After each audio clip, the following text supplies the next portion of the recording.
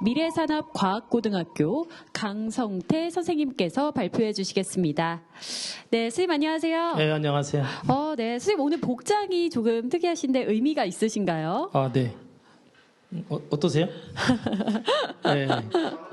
메이커 교사 같죠? 네, 네. 저희 학교는 이제 뭐 3D 프린터라든지 뭐 레이저 커팅기도 하지만 목공도 많이 하거든요. 근데 목공할 때 이런 복장으로 하게 되면 네. 뭐 목공실에서 작업하는 사람 같죠? 네. 네. 저희 학교 학생들하고 제가 이제 발명교육센터, 메이커 스페이스, 그다음에 발명영재교육원 이렇게 운영하고 있는데 그 수업할 때 목공 수업을 하게 되면 이 복장으로 합니다. 네. 학생들도 모두 다 같이. 그래서 네. 오늘 이 복장 한번 갖고 와봤어요. 네, 너무 잘 어울리시고요. 정말 그 생생한 실제 사례 현장에 저희가 정말 배우는 학생이 된 것 같습니다. 선생님, 감사합니다. 지금 현재 계속해서 전면 등교를 하고 있는데 혹시 코로나 이전과 이후로 나뉘었을 때 우리 학생들이 어떤 부분이 조금 많이 바뀌었다고 선생님께서는 생각하시나요?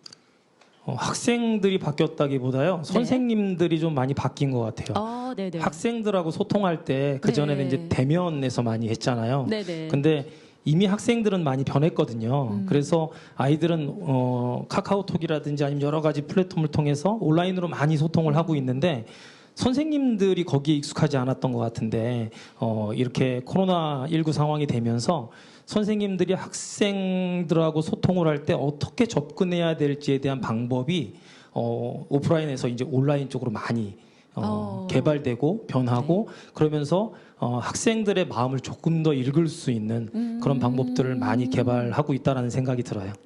네. 답변 감사합니다, 선생님. 그럼 이제 조금 긴장이 풀리신 것 같은데요. 네, 저희 한번 그럼 지금부터 3일차 중등 두 번째 발표 시작하도록 하겠습니다. 상상하고 만들자 RSP 메이커 교육 발표를 부탁드리겠습니다. 큰 박수 부탁드립니다. 네, 안녕하세요. 제가 뭐 수백 명 놓고도 강연을 많이 하고요. 그리고 그렇게 어렵다고 하는 교장 선생님들도 모시고 제가 연수를 많이 진행하는데 또 이런 곳에 오니까 조금 긴장은 되네요. 다시 한번 제 이름을 말씀드리면 강성태입니다. 인터넷에 강성태라고 치면 뭐라고 나오죠? 네, 맞습니다. 네, 저하고 전혀 다른 사람입니다. 그렇지만 이름이 같아갖고 저도 이제 발명교육 수업 하게 되면요, 다른 학교 학생들 같은 경우에는 질문을 해요. 혹시 그 공신 강성태냐? 전혀 다른 사람이지만 발명 쪽에서는 그래도 제가 꽤 많이 알려져 있는 것 같다는 생각이 듭니다. 저희 학교 미래산업과학고등학교는 발명 특허 특성화 고등학교입니다. 2010년에 서울시 교육청으로부터 발명 분야의 특성화로 지정됐고요. 그리고 지금 현재는 서울시 교육청과 특허청에서 양쪽에서 다 지원을 받는 그런 학교예요. 보면 여기 발명영재교육원 부원장이라고 되어 있는데 원장님은 누구실까요? 학교에서 교장 선생님이시죠. 그런데 교장 선생님 일을 안 하시죠. 제가 일을 다 하고 실권도 제가 갖고 있고요. 그리고 발명교육센터장 제가 하고 있고요. 그다음에 메이커 스페이스도 운영하고 있습니다. 여러분들 4차 산업 그러면 어떤 생각이 드세요? 뭐가 떠오르세요? AI, 또 빅데이터. 여기 앞에 다 써 있잖아요. 뭐가 있을까요? 여러 가지 있죠.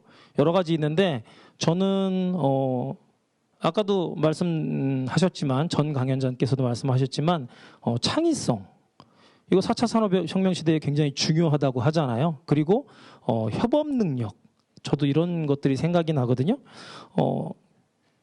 창의성이 바로 생각하는 힘이 아닐까 하는 생각이 들어요. 어떻게 보면 요즘 아이들은 문제를 내면 5개의 보기 중에서 하나를 고르는 그 수렴적 사고를 굉장히 많이 하고 있거든요. 그런데 4차 산업혁명 시대 선진국에서는 문제 하나를 내고 정답을 10개 또는 20개, 100개를 만들어내는 그런 확산적 사고를 가르치는 그런 교육들을 굉장히 많이 합니다. 그래서 4차 산업혁명 시대에는 인공지능이 할 수 없는 사람만이 할 수 있는 것이 바로 창의성이 아닐까 하는 생각이 들거든요. 그래서 이 창의성 교육이 굉장히 중요한데요. 저희 학교에서 이 발명이라고 하는 것은 하나의 수단으로 저희가 선택한 것입니다. 발명을 하려고 하면 당연히 창의성이 필요한 것이고 거꾸로 발명 교육을 하다 보니까 창의성이 생기더라는 거죠. 그래서 창의성을 키우기 위한 수단으로 발명을 선택했고요. 그런 와중에 저희가 이제 아이들을 잘 가르치기 위해서 발명에 대한 여러 가지 연수도 듣고 그것들을 적용해서 학교에서 하다가 보니까 발명 영재교육원도 유치하게 됐고요. 그 다음에 발명교육센터도 유치하게 됐고요. 그리고 메이커 스페이스도 하게 됐습니다. 여기 보시면 다양한 부분들이 있죠. 창의성이 필요한 부분인데요. 의사 선생님들은 왜 창의성이 필요할까요? 교장 선생님이 제일 말씀을 잘하시는 것 같아요. 같은 환자라도 여러 가지 수술 방법에 따라서 좀 더 좋은 치료가 될 수 있지 않을까? 맞습니다. 맞습니다. 예, 새로운 그 환자에 적용할 수 있는 새로운 치료법, 여기 송영근 박사님이신데요. 그 심장 판막 부분의 세계적인 권위자시죠. 당연히 새로운 수술법이라든지 치료법이라든지 이런 것들을 개발하는 것, 지금 코로나19 때문에 새로운 신약을 개발하고 백신을 개발하고 치료제를 개발한 것 또한 창의성의 부분에 있다는 거죠. 의사 선생님 당연히 창의성이 필요하고요. 여기 한경희 스팀 청소기 들어보셨죠? 네, 전업주부였던 분이신데 그분이 아이디어를 내서 굉장히 성공한 사업가로 성장한 것, 이것이 바로 창의성 부분이라는 거죠. 그리고 누구시죠? 네, 싸이, 가수 싸이가 왜 창의성이 필요할까요? 당연히 작곡을 하려면 창의성이 필요하죠. 지금 시대의 트렌드에 맞게 작곡을 해야 되고 또 춤이라든지 여러 가지 무대의 컨셉들을 만들어내야 되고 당연하게 창의성이 필요한 겁니다. 그리고 개그맨 김병만, 네, 그 개그 콘서트에서요 달인을 만나다 코너를 많이 했죠. 개그 콘서트에 427회 출연했다고 합니다. 1년이 52주죠. 8년이 넘는 시간을 매주 다른 아이템으로 아이디어를 만들어낸 거예요. 가수는 노래 하나 만들어서 평생 부르시는 분도 계시잖아요. 그런데 개그맨은 했던 개그 또 하면 재미없어요.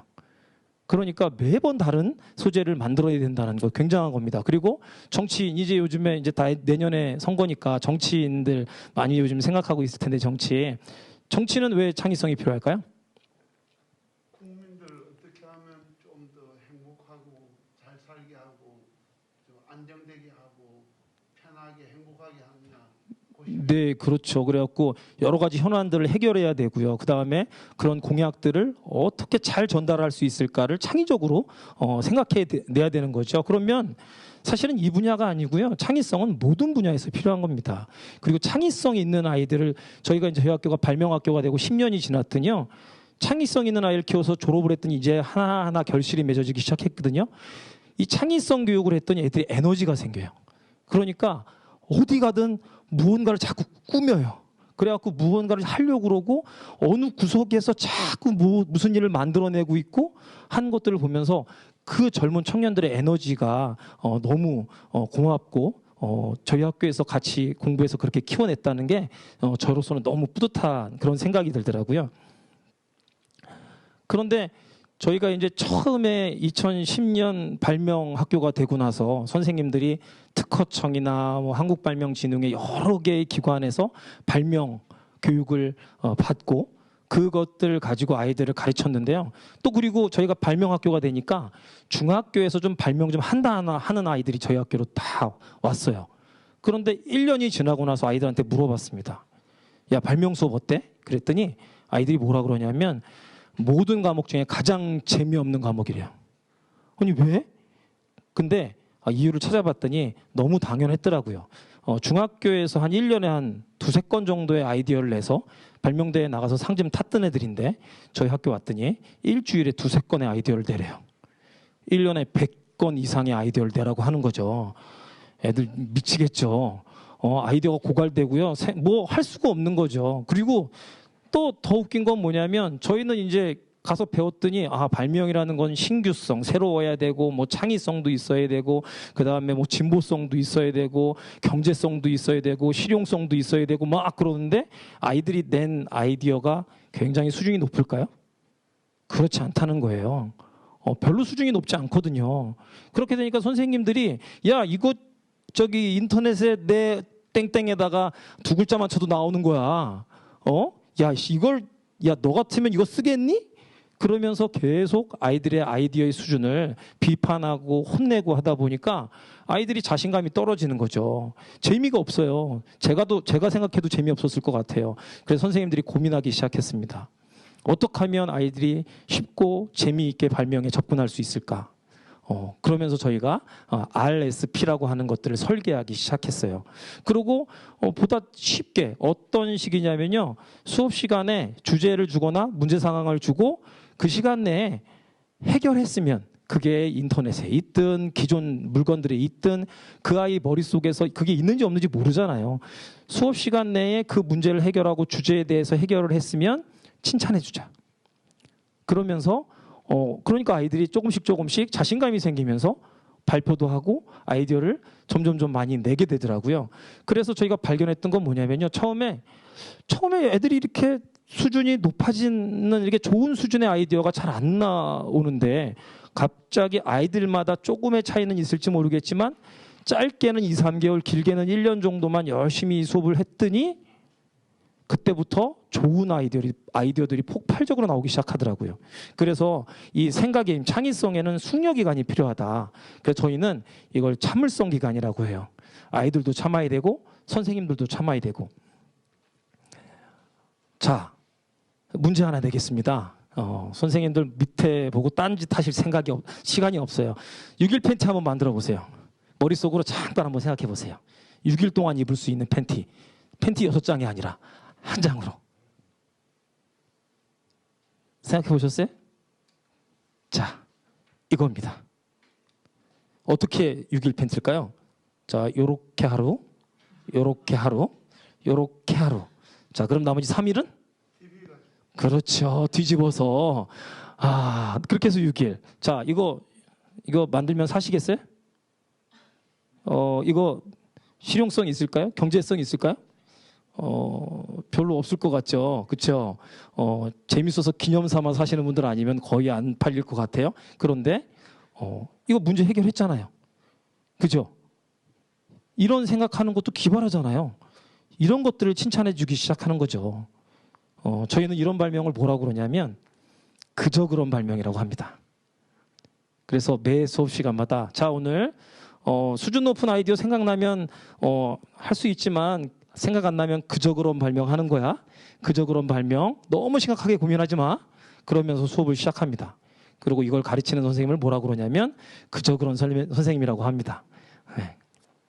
그래서 저희가 RSP라는 걸 이제 설계할 때 이런 것들을 기본으로 해서 이제 설계를 했는데요. RSP는 뭐 해준 말이냐면요. Reverse Science from Product. 보면 제품에서부터 과학으로라는 뜻이죠. 거꾸로 과학 또는 역과학이라고 얘기합니다. 이 RSP 창의교육의 모형은요. 체험 영역, 그리고 인지 영역, 창의 영역으로 세 영역으로 이렇게 연결되어 있는데요. 여기에 보시면 먼저 아이들한테 물건, 사물, 제품을 먼저 보여주고 거기에 적용되어 있는 그런 발명 아이디어 기법이라든지 원리라든지 과학적 원리를 깨달아서 그것을 가지고 한번 다시 나만의 아이디어를 만드는데 적용시켜보자. 라는 것이 바로 RSP의 가장 이런 모형이고요. 가장 중요한 건 사실 체험 영역이에요. 왜 그러냐면 사람들은요 뭐든지 물어보면 자기가 경험했던 것 그리고 자기가 관심 있었던 것에 초점을 두고 생각을 하게 되어 있습니다. 저희 학교에 우수한 아이들만 오는 것이 아니고요. 조금 떨어지는 아이들도 오거든요. 그런데 한 여학생인데 되게 이쁘장하게 생긴 여학생이었는데요. 그 여학생이 매 시간 엎드려서 잠을 자요. 수업에 별로 관심이 없고 그리고 가방을 열어보면요. 딱 2개밖에 없어요. 뭐냐면 거울하고요. 그다음에 파우치가 하나 들어가 있습니다. 아침에 올 때 그걸 갖고 와서 쌩얼로 와요. 왜 교문 통과할 때 쌩얼 아니면 통과가 안 되니까. 그러고 와서 쉬는 시간에는 꼭 깨 있어요. 그러면서 조금씩 하나씩 얼굴에다가 하죠. 그러고 7교시가 끝나고 집에 갈 때는 풀 메이크업으로 가요. 근데 이 친구한테 발명 시간에 한번 깨웠어요. 깨웠더니 막 이제 왜 깨워요? 막 이런 표정으로 쳐다보는데 오늘 주제가 포객이야. 포객이. 너 한번 아이디어 내봐. 그랬더니 있어. 아이디어 있어요. 아이디어 뭔데? 그랬더니 뭐냐면요. 거울을 3개를 포겠어요. 큰 거울, 중간 거울, 조그만 거울. 남자들은 잘 모르겠어요. 왜 거울이 크기가 3개가 필요한지. 근데 여자들은 필요한가 봐요. 그래서 이렇게 필요한 사이즈의 거울을 뽑아서 쓰겠다는 거예요. 그래? 괜찮은 아이디어야. 좋아. 그 다음 시간에 주제가 LED였어요. LED. LED 주제를 냈더니 아이가 있어요. 그러더니 거울에다가 LED를 쭉 박았어요. 그래갖고 이건 뭔데? 그랬더니 안 보이는 곳에서 거울을 보고 메이크업을 하려면 이게 불이 필요하다는 거예요. 그래서 1년 동안 수업하면서 한 20개의 주제를 제시했는데요. 놀랍게도 이 아이는 다 거울과 연관된 아이디어를 냈습니다. 근데 더욱더 놀라운 거는 1년이 지난 시점쯤에서는요. 더 이상 수업 시간에 잠을 자지 않는 거였어요. 수업에 참여하게 됐고 열심히 학교를 다니더라는 거죠. 그래서 단순히 그냥 이런 발명 수업과 이런 수업들이 아이들한테 뭔가 아이디어를 내고 하는 것들보다도 에너지를 갖게끔 한다는 게 되게 중요하다는 생각이 들었어요.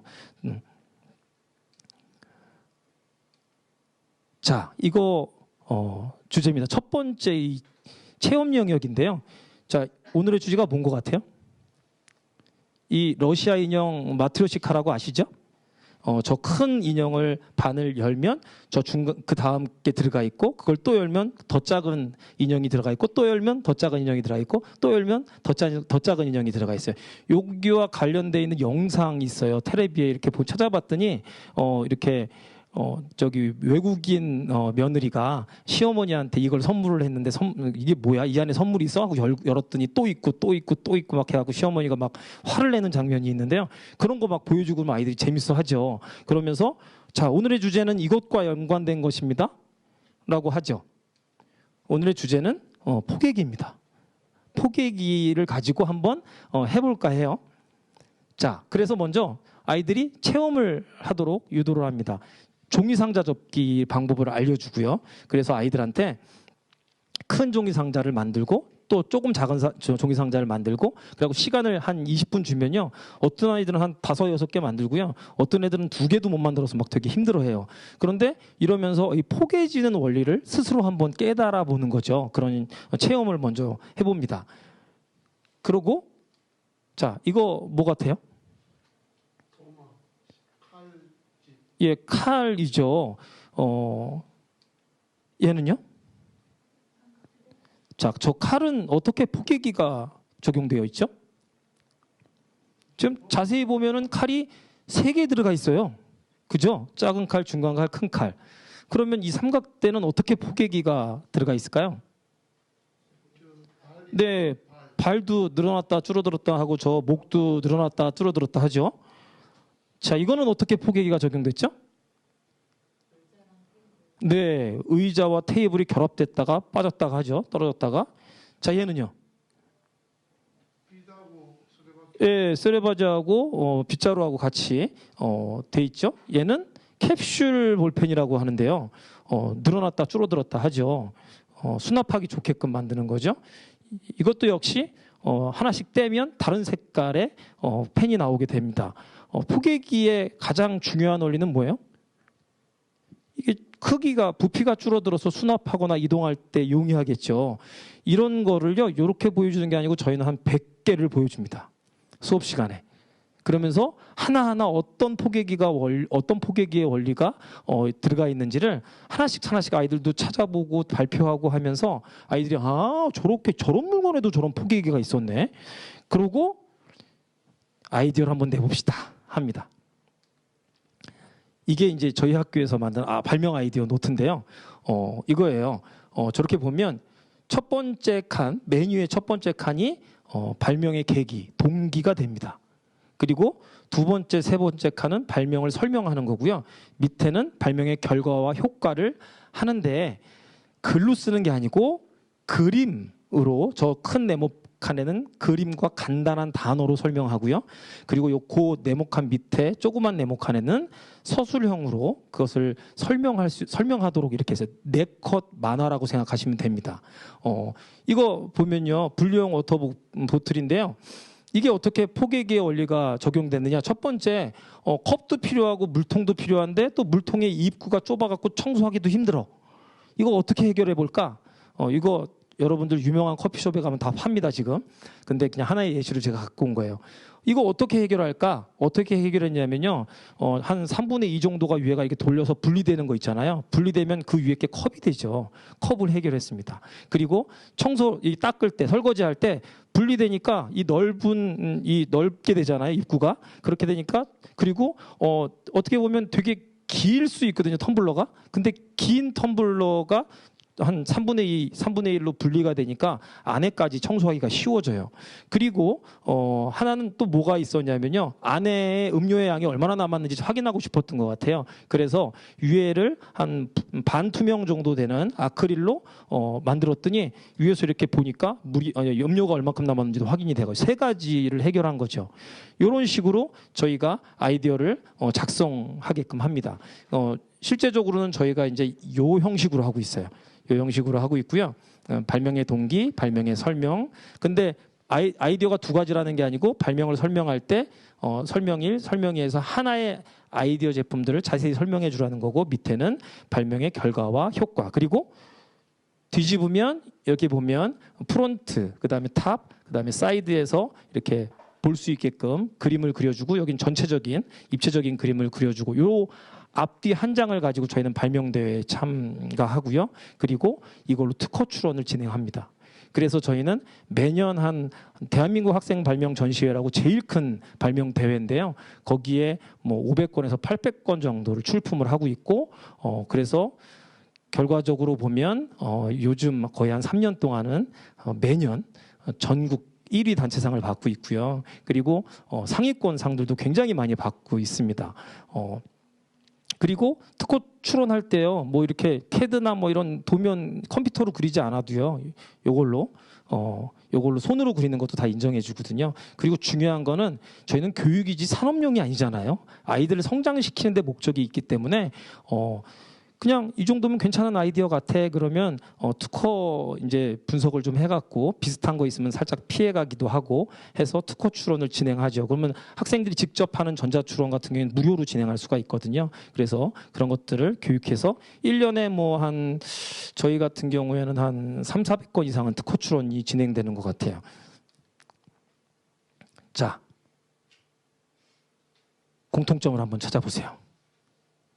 모자와 이건 뭐죠? 이렇게 그쵸 캐치볼 하는 거죠. 자, 공통점이 뭘까요? 네네, 하나 더 보여드릴게요. 자, 아빠 등 뒤에 아이가 붙었네요. 자, 이 정도 되면은 아까 제가 수업했으니까 아실 것 같은데 뭘까요? 하나 더 보여드릴게요. 표정들이 아주 난감해하셔. 저건 뭘까요? 저거는 놀이동산에 가면 이렇게 막 달려가고 딱 달라붙게끔 하는 거잖아요. 이 4개의 공통점이 뭘까요? 네, 찍찍이. 네, 맞습니다. 유식한 말로 벨크로라고 그러죠. 네, 벨크로라고 해요. 네, 이것도 전기선이라든지 이걸 케이블 같은 거 정리할 때 벨크로가 이용되죠.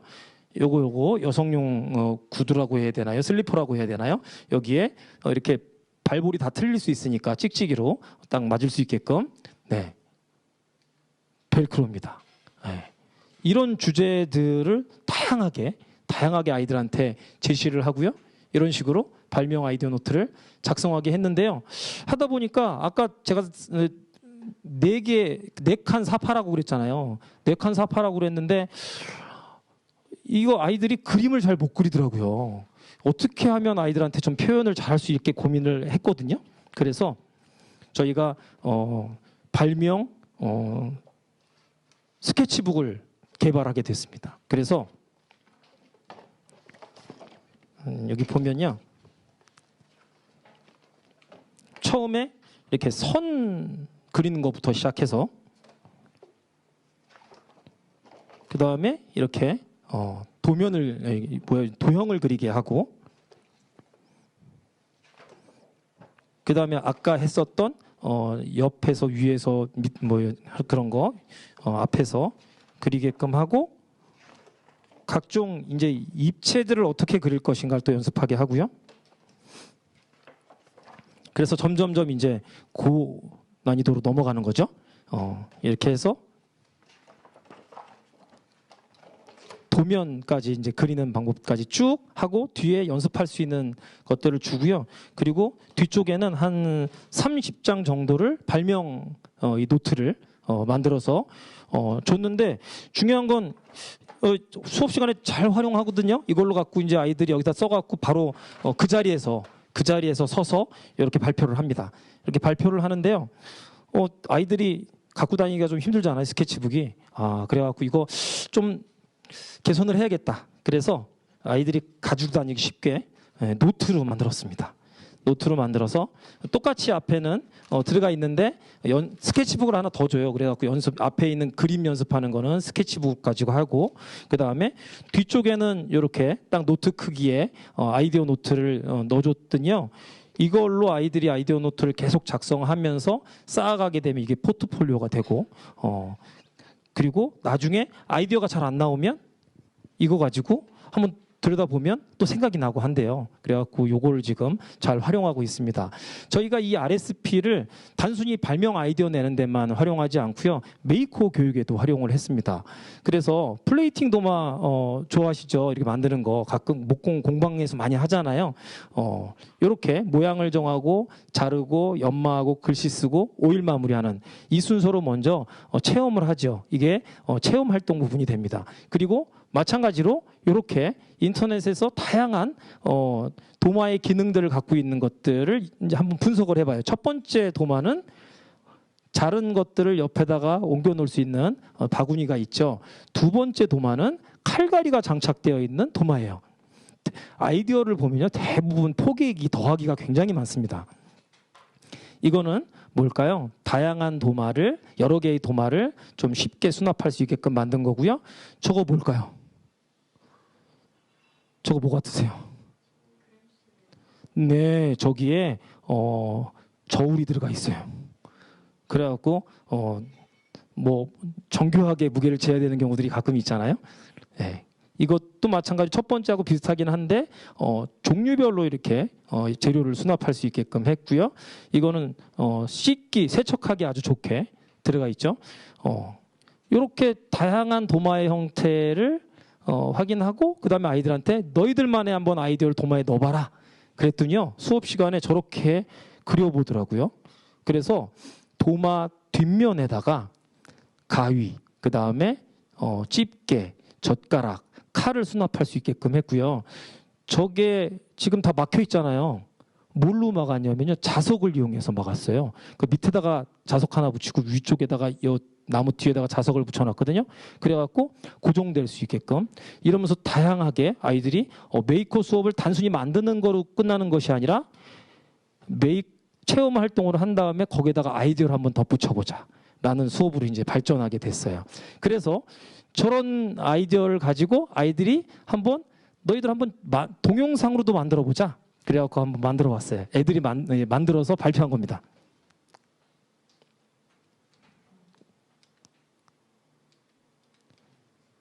플레이가 안 되네요.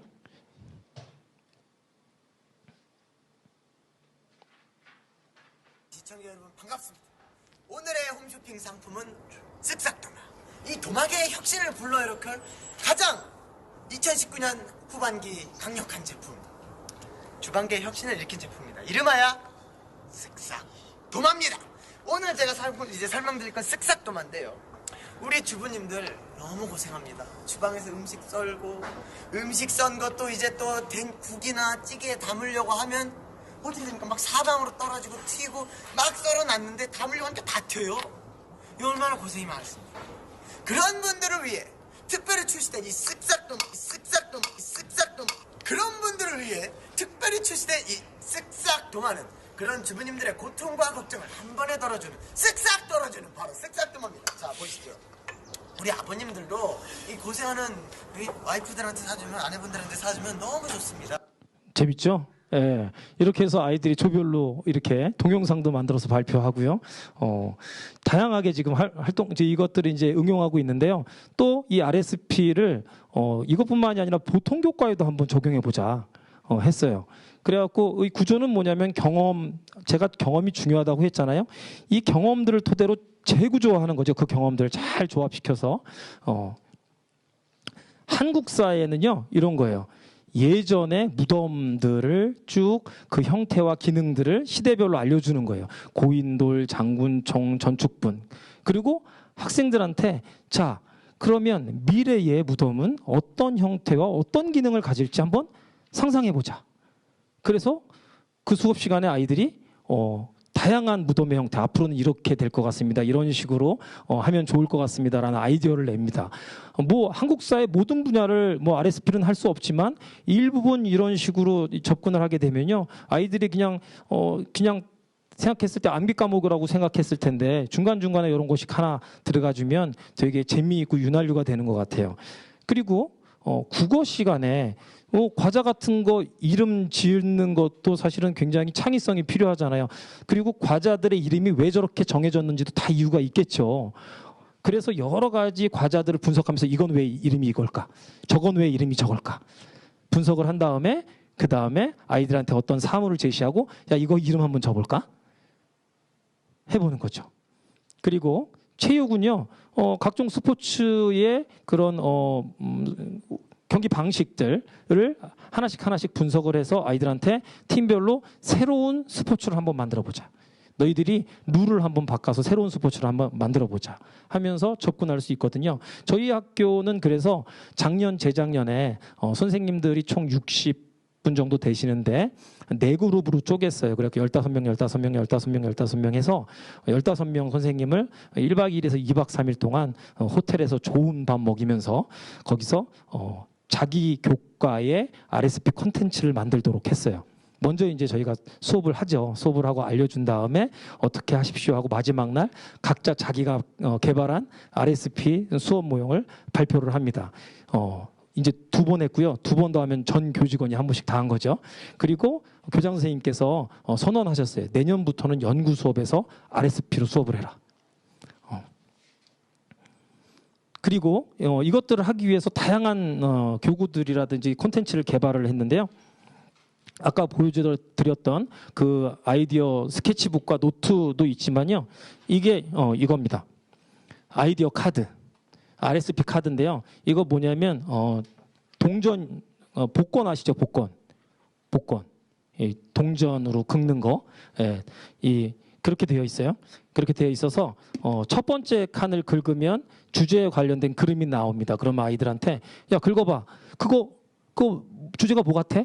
그러면서 뭐 차례대로 가면 이제 주제가 뭐가 나오고 하는데 저 같으면 중간에 아무거나 번호 하나 긁으라고 그래요. 그래갖고 그리고 또 하나 긁으라고 그러면 두 개가 이 세 개의 그림이 어떤 연관성이 있을까? 그러면서 이제 찾아가는 거죠. 그래서 아이들이 주제를 찾으면 뭐 더 이상 긁을 필요는 없어요. 그렇지만 어떤 게 있는지 한번 살펴보자 그러고 막 다 긁어대긴 해요. 근데 긁다 보니까 이게 좀 지저분해지잖아요, 책상이. 그래갖고 이번에 새로 개발했습니다. 포스트잇처럼 뜯는 걸로 개발해갖고 이제 양산하고 있는데요. 요런 것들이 있습니다. 요거는 뭐 짧게는 한 2-30분, 길게는 뭐 한 2-3시간 할 수 있어요. 그래서 요거 인터넷에 RSP 카드라고 치면 누구나 다 구매할 수 있습니다. 그 기업한테 저희가 판권을 드렸고요. 거기서 그거를 팔면은 개당 얼마씩 저희 학교에 기부를 하고 있습니다. 저희 학교에서 개발은 했지만 그렇게 되니까 여러분들 5개 세트가 하나고요. 한 10,000원 안 됩니다. 그러니까 사시면 잘 활용할 수 있을 것 같아요. 있고요. 그 다음에 온라인 콘텐츠도 개발을 했어요. 여러분들 서울특별시 교육청 교육연구정보원에 유튜브에 그 채널이 있거든요. 서울교육쌤 TV라고 되어 있습니다. 거기 들어가서 창의적 아이디어라고 치면요, 이렇게 20개의 RSP가 나옵니다. 20개, 한 개당 한 10분에서 15분 정도 하거든요.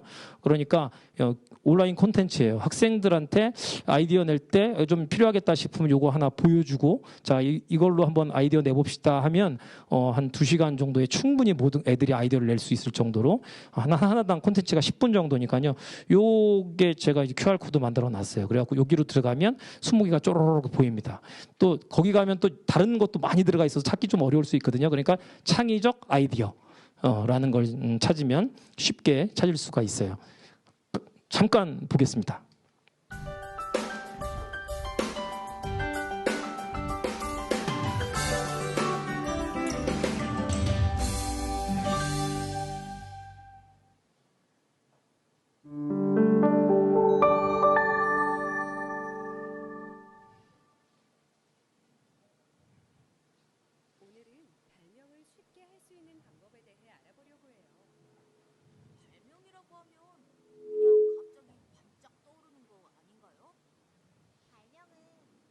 네, 소리가 좀 작게 들리죠? 그건 뭐냐면 직접 들어가서 보시라는 거예요. 그러니까 이런 식으로 재미있게 만들어 놨어요. 그러니까 들어가서 꼭 보시고요. 그리고 저희 학교 선생님이 직접 만든 건데 한 1분 내외의 영상입니다. 이것도 저희가 지금 한 10개 정도 만들어 놨고요. 한 20개 정도 되면 이제 저희 학교 유튜브에다가 이제 올릴 생각이에요.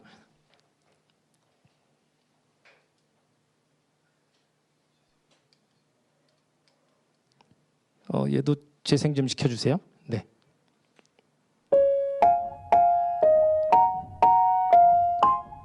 되게 글씨라든지 이쁘죠, 귀엽죠.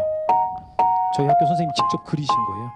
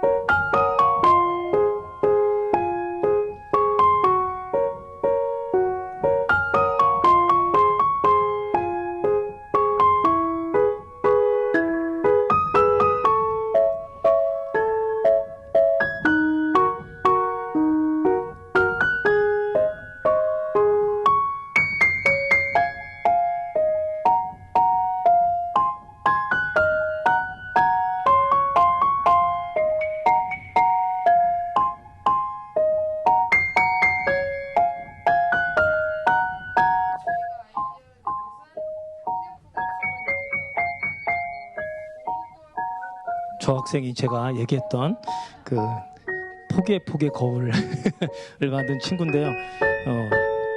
초상권 때문에 얼굴은 좀 가렸습니다. 저희가 발명학교가 돼서 10년이 지났고요. 처음에는 별로 주변에 알려지지도 않고 우리가 하는 게 뭔지 또 되게 어려워하면서 접근하기 어려워했었는데 작년 재작년부터 이제 저희가 알려드리는 것보다 주변에서 니네 학교 참 신기한데 도대체 어떤 학교예요? 그러면서 찾아오는 분들이 많이 생겼어요. 저희도 모르는데 어디서 소문 들었다고. 그리고 작년에 폭발적으로 늘었고요. 코로나 상황인데도 올해 어마어마하게 많은 분들이 찾아오고 계십니다. 그러면서 이제 드디어 우리가 했던 것들이 효과를 보고 있고 그 열심히 했던 것들이 결실을 맺고 있구나라는 생각이 들었고, 너무 또 보람스럽고 좋았던 것들은 이 10년을 하면서 초창기 했던 아이들이 이제 졸업해서 결실들을 하나씩 맺기 시작했어요. 처음에 저희가 어디 가서 설명할 때 우리는 이렇게 할 겁니다. 이렇게 할 겁니다라는 얘기를 했는데요. 지금은 저희가 이렇게 했습니다. 그리고 앞으로 더 발전시켜서 이렇게 나갈 겁니다. 올해 사실 저희 특성화고등학교 입시 굉장히 어려웠거든요. 그런데 저희 학교 같은 경우는 전혀 문제없이 1차에 완벽하게 모집을 완료했고요. 오히려 굉장히 많은 학생들을 떨어뜨릴 수밖에 없었던 그런 상황이어서 안타깝다는 생각이 들었고, 중학교에서도 항의 전화를 굉장히 많이 받았습니다. 그렇지만 이런 것들이 어떻게 보면 앞으로 우리가 4차 산업혁명을 대비해서 아이들을 교육할 때 어떻게 해야 되는지의 하나의 대안으로 자리 잡지 않을까 하는 생각이 들고요. 하기 위해서 저희는 지금 10년 동안 노력해 왔던 것들을 가지고 이 기반을 가지고 앞으로 10년을 또 계획해 나갈 겁니다. 마지막으로 이제 강연을 마치면서 말씀드리고 싶은 게 있습니다. 세상에는 길이 원래 없었다고 합니다. 그런데 많은 사람들이 다니던 곳이 길이 되었습니다. 만들어진 길을 갈 것인가 아니면 만들면서 갈 것인가, 그것은 우리들의 선택입니다. 우리 교육자들의 선택입니다. 감사합니다.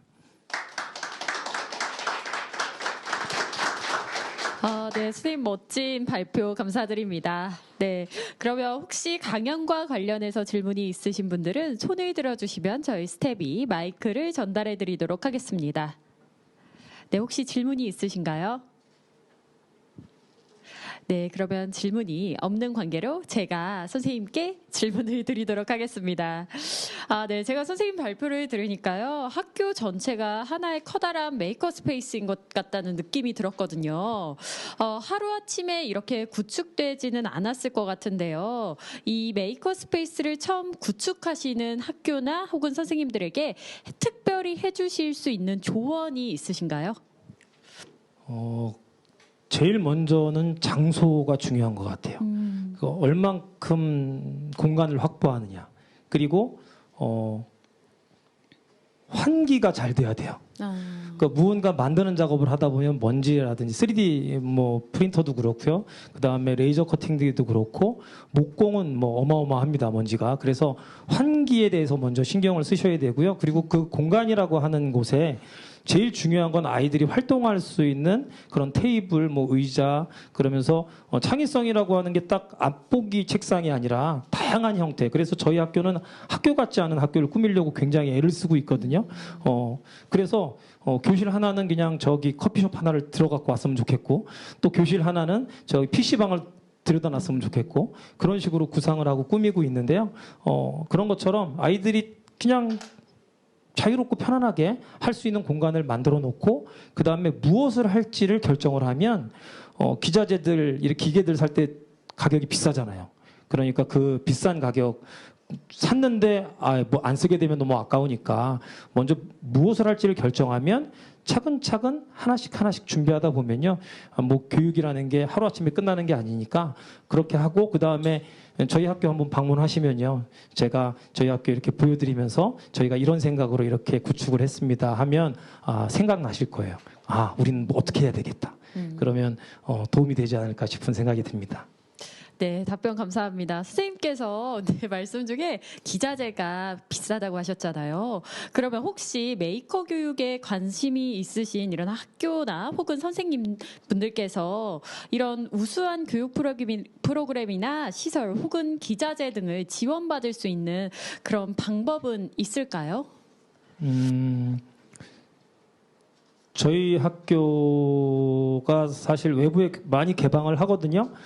그래서 이렇게 연락을 주시고 요청을 하시면 저희가 정규 수업 시간이나 그럴 때 이렇게 겹치지만 않으면 할 수 있고요. 그 다음에 저희 RSP 교육이라든지 이런 메이커 교육 같은 경우에는 다른 학교에서 연수 요청이 들어와요. 그러면 저희 학교에서 할 경우도 있고, 그 다음에 그 학교 가서 하기도 하고요. 그래서 아시다시피 그런 소정의 강의료와 그리고 저희가 시간이 허락한다면 충분히 도와드리고 싶은 생각이 있습니다. 네. 네, 선생님 정말 답변 감사합니다. 네. 선생님의 이런 든든한 마음적인 또 심적인 지원을, 이런 답변을 받다 보니 저도 좀 보다 많은 학교에서 이 RSP 수업이 좀 더 활성화되고 시행됐으면 좋겠다는 생각이 드는데요. 네, 그럼 다시 한번 지금까지 멋진 강연을 해주신 저희 강선태 선생님께 큰 박수 한번 부탁드립니다.